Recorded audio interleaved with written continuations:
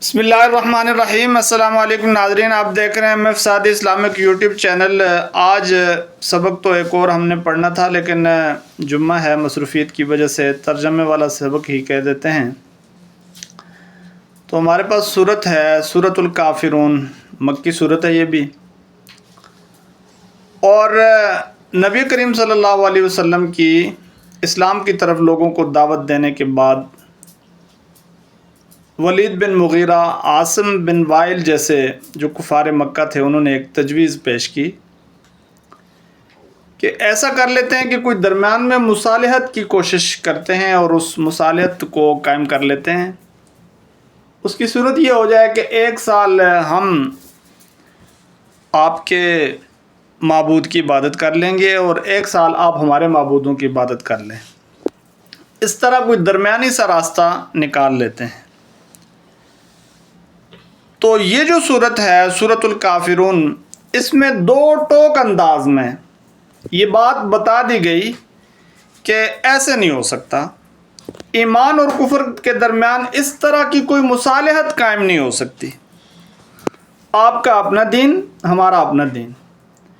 تو لہٰذا 2 ٹوک انداز میں اس کا انکار کیا گیا۔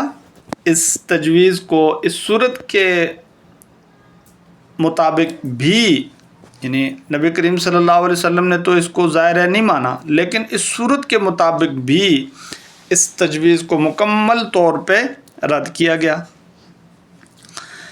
تو صورت کے مضامین بھی اسی طرح بتا رہے ہیں، پڑھتے ہیں۔ اعوذ باللہ من الشیطان الرجیم، بسم اللہ الرحمن الرحیم۔ قل کہہ دیجئے، یا ایھا الکافرون، اے حق کا انکار کرنے والو، یا ایھا الکافرون، اے حق کا انکار کرنے والو، لا اعبد ما تعبدون، میں ان چیزوں کی عبادت نہیں کرتا جن کی تم عبادت کرتے ہو۔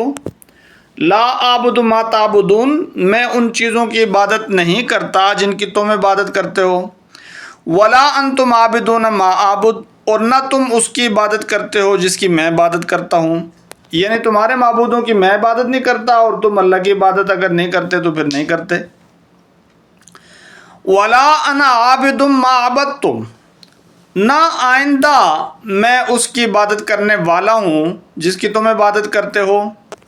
تو 2 آیتیں پچھلی وہ تو حال کے مطابق ہوگی، اور آئندہ بھی یہ بات بتا دی گئی، تو اس لیے کہا گیا ولا انا عابد ما عبدتم، نہ آئندہ میں اس کی عبادت کرنے والا ہوں جس کی تم عبادت کرتے ہو۔ ولا انتم عابدون ما اعبد، اور نہ تم اس کی عبادت کرنے والے ہو جس کی میں عبادت کرتا ہوں۔ لکم دینکم ولی دین، تمہارے لیے تمہارا دین، میرے لیے میرا دین۔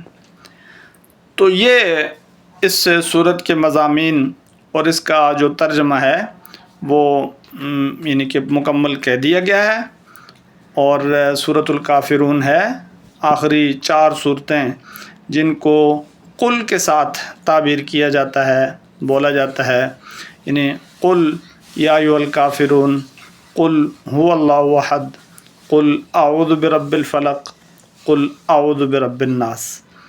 تو اس طرح یہ 4 صورتیں اور درمیان میں 3 صورتیں بھی مکمل ہو جاتی ہیں۔ تو اللہ رب العزت قرآن مجید کو سمجھنے، پڑھنے، اس پر عمل کرنے، اسے آگے پھیلانے کی ہمیں توفیق نصیب فرمائے۔ صدق اللہ۔